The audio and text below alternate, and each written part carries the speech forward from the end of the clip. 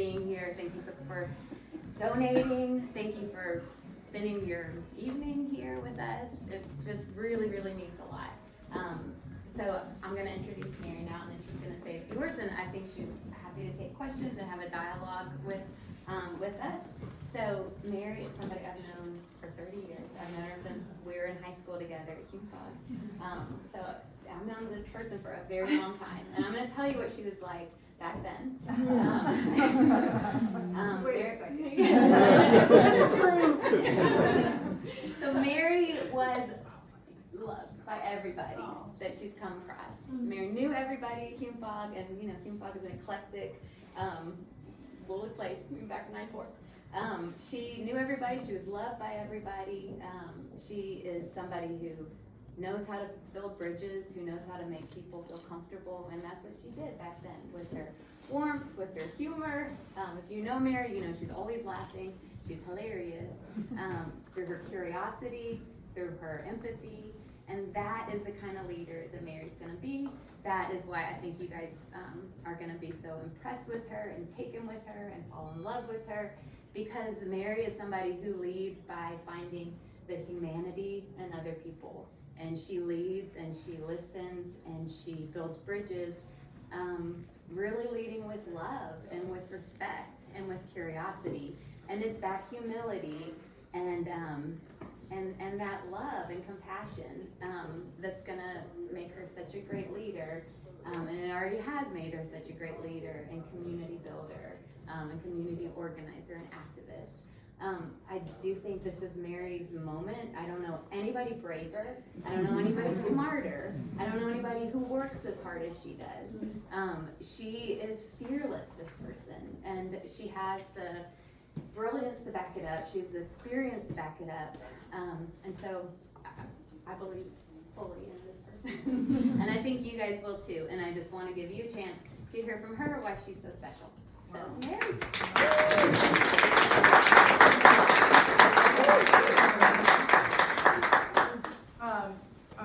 Wow, I think we could just end it right there. Good old friends are great because they ground you in who you are and being a North Star, and I'm so grateful to be running in a community that knows me for 100 years. And so thank you so much, Lauren. My name is Marion. I am running for Congressional District 5, U.S. House of Reps against Andy Ogles. I am.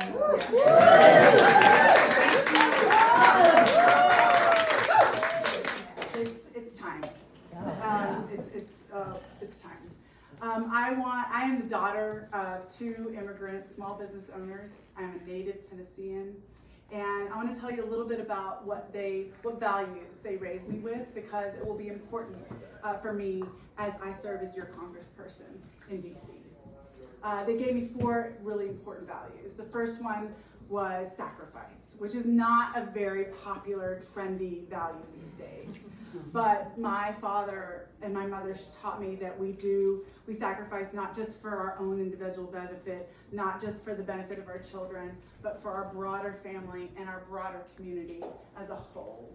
And I take that with me, and it is why I am in this race right now. Secondly was authenticity. Being an Iranian American in 80s Nashville, I had to figure out who I was at a young age and follow my own path.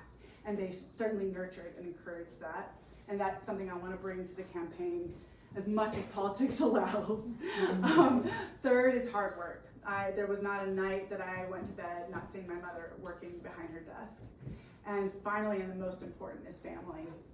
Family not only grounds me and centers me in who I am and what I'm doing, but my son, who is 6, has given me more courage and more motivation to do things I would have never imagined, because it's not about me, it doesn't matter, it's about them, it's about these kids and their future.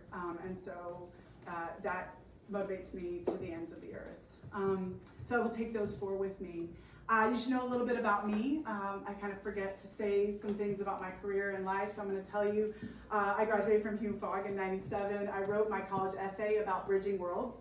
I wanted to go into international relations and tell people about each other, because I had gotten good at doing that growing up in Nashville as an Iranian American. And I did. I quickly added on economic development, because I was really fascinated with how countries develop. And I my big break was when I was 24, I got a gig with the United Nations to serve in a ministry, which is like a department of irrigation and environment in Afghanistan. It was 2003, 2004, so we had just kicked the Taliban out, and I walked in there, what to me now is a very young person, and worked with that government and that minister for a year. And it was one of the most meaningful years of my life. And then I went to work for the World Bank and kind of flipped on the other side of the table because I was working really hard to get loans for irrigation reconstruction after 20 years of war. And then I went to the other side of the table and worked for the World Bank and just wanted to learn how we develop these economies. And then I got what I thought was a gig of a lifetime. Senator Brownback had allocated some funding for Iran democracy promotion. This was, 2004, 2005, and I got the gig to go do that. And I started working in the Middle East using technology, using the internet to help folks kind of realize their dreams, whether it was young leaders, whether it was women entrepreneurs, whether it was teachers. We were building these online schools in civic education and just basic training, leadership training, accounting, whatever it was, to help them really steer their communities and their countries in new directions. That meant I ended up going to the Arab Revolution. I was in the former Soviet space for a while, and I was really looking at civil society, studying it quite a bit, and the building blocks of democracy. Fast forward, I moved back in 2018 to raise my son here. I was crystal clear that I wanted to do that here, and started working on Nashville in Tennessee. I am the chair of the Metro Human Relations Commission, which is a commission that really works on anti-discrimination and equity and dignity of all Nashvillians. It was set up around the Civil Rights Act in 1964, 63. And I also worked at the state level for repro and domestic violence with Awake Tennessee. And then the awful tragedy of Covenant happened, and me, along many others, we organized that first big rally. And after that, there was just so much desire and hunger to make change that I established an organization called Rise and Shine Tennessee. And we spent the whole year at the legislature. And that really catapulted me into where I am today, because we've got something very exciting happening at the state level. Some incredible candidates have stepped up. Many are moms and women, and that process is going to take time, but it's turning around. But if we can get someone at the federal level, if I can get up there and start to work on this in tandem, we can really start to see change in Tennessee. And so that's why I've stepped into this role. The three reasons I'm running are women repro freedom. We need pregnancy care, whatever that is, for everyone. It's not safe right now to be pregnant in this state. Contraception, IVF, whatever it is, the government does not need to intervene in those decisions, full stop. That should be between that person, their doctor, and whoever else they want to involve. So making sure that that's protected. Secondly, I've obviously been working a lot on gun safety, particularly thinking about kids, and there's a lot we can do at the federal level. If we can get a decent majority to be able to push some of these things through, we can do that, and I think that would have a huge impact. Of course, I know Tennesseans, responsible gun ownership is a generational thing, something that people have a lot of pride in. I am not, and I don't think most people are interested in taking that away from Tennesseans. I think it's just about layering on how and who gets access to these firearms, and to do what. So that's what I want to do. And then finally, affordability.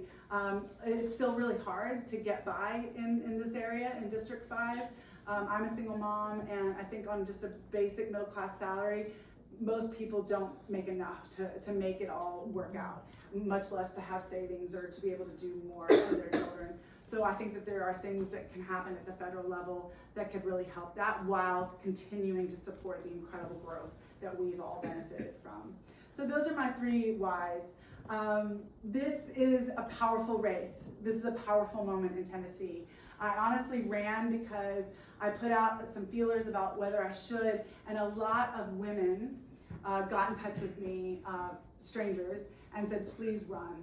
And I think that as I've gone throughout the district, and I've been throughout the district a lot, and I actually, despite it being the result of extreme gerrymandering and whatnot, I do love these parts. My father's here, and he kind of raised us out on the road in Tennessee. We love a good road trip, and he and I do lots of road trips around the district. It's just something fun for me. So, and being out there, I've met a lot of people, and a majority women, and I will say Tennesseans are unified in their desperation, frustration, and grief. I will say that. I will say that what I'm seeing is that it doesn't really matter about party. Of course, there are concerns. People are trying to figure out where they fit culturally, values-wise, whatnot. But generally, it's just who is going to keep my kids safe and who's going to make sure my daughter has the health care that she needs. And that's kind of what's going on right now.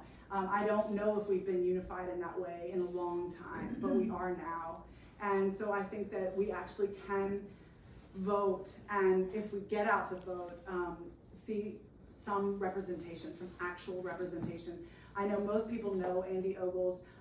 He, in my mind, is what he's doing in Congress is immoral, unethical. You cannot pretend to be a lawmaker and not be interested in policy, not be interested in the hard work of bipartisanship.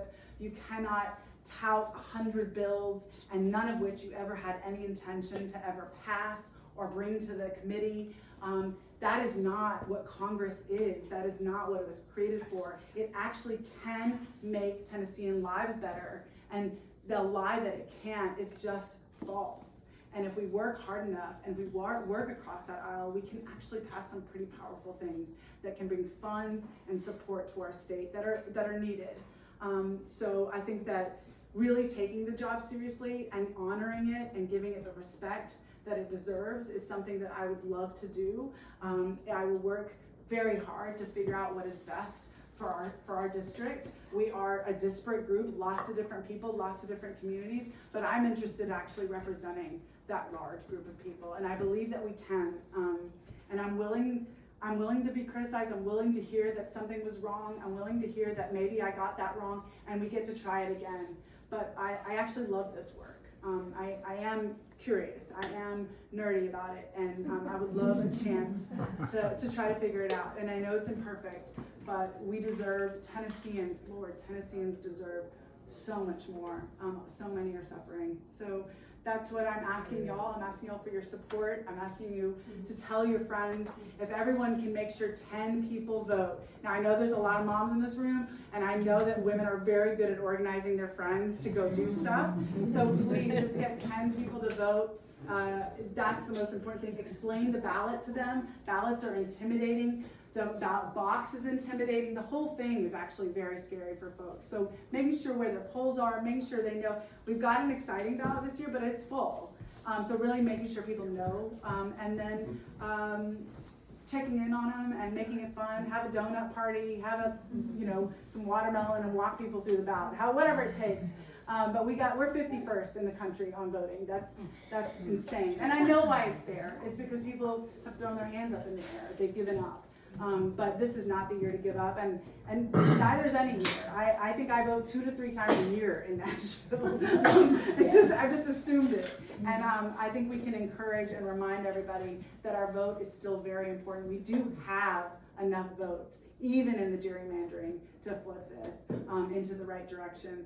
And I think people don't know that. And I would not be running symbolically. I would not be running just to make a good fight for Andy Ogles. I am running to win. I want to be clear on that.